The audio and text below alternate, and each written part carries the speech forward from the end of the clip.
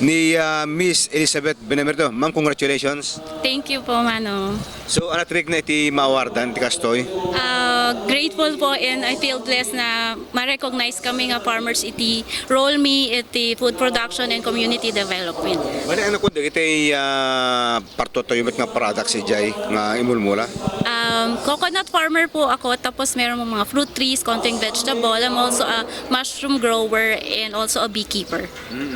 So, So, talaga isot fashion mo na ito, ano? Agmulmula? di lang ubingak pa ikat kayat ko po ti agmulmulan kayat ko yung observe jig pinagbunga lagi jay vegetables kada fruit trees excited ka na yun no makita ka agbunga da.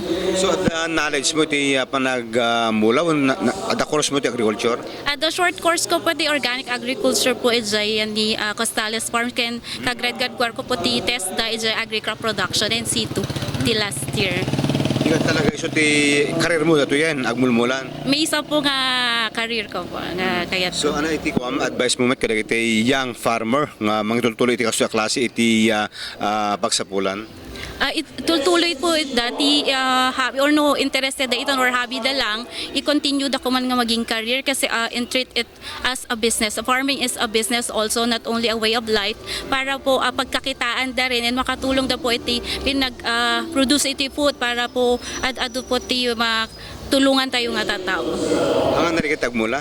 Damit basit manong amin met narigat kayam no passionate kay to ubram ket awan met narigat. Ano sikreto iti successful farmer?